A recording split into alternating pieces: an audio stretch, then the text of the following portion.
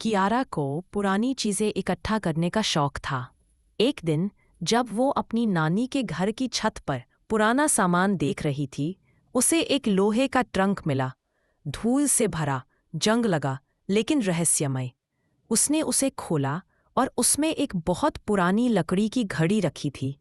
घड़ी की सुइयां उल्टी दिशा में घूम रही थी, और सबसे अजीब बात, हर घंटे पर घड़ी एक गहरी आवाज करती थी, tick tock, time is lost. Kiara को अजीब लगा। उसने घड़ी को साफ किया और अपने कमरे में रख दिया। रात के ठीक 12 बजे जैसे ही घड़ी ने आवाज दी, डोंग, कियारा का कमरा घूमने लगा, जैसे पूरी दुनिया उल्टी हो गई हो। अगले ही पल वो एक अजनबी जगह पर थी। पुराना बाजार, घोड़ा गाड़ी, लोग पुराने कपड़ों में। ये कौन सा समय था? वो घबरा गई। वेयर एम आई? एक बूढ़ा आदमी बोला, ये साल 1993 है। तुम यहाँ कैसे आई? कियारा को समझ नहीं आया। घड़ी ने उसे समय में पीछे भेज दिया था।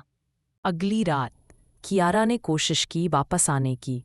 उसने घड़ी को फिर घुमाया, और जैसे ही उसने सुई को 12 पर घुमाया, वो फिर से अपने कमरे में थी। लेकिन कुछ बदला हुआ था। उसकी नानी बहुत बूढ़ी लग रही थी।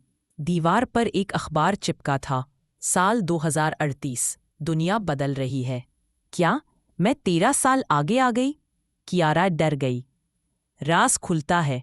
घड़ी पर पीछे एक पुरानी लिखावट थी, हर बार जब ये घड़ी बजेगी, समय का एक टुकड़ा खा जाएगी।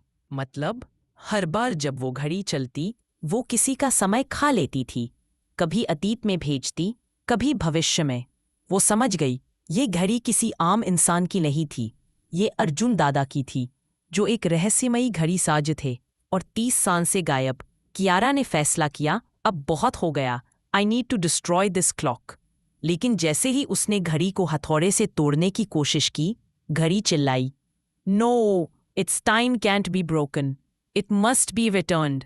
और फिर सारी चीजें ठहर गई। कमरा, हवा, आवाज, सब कुछ रुक गया। सुबह जब उसकी मम्मी कमरे में आई, वहां न कियारा थी न घड़ी।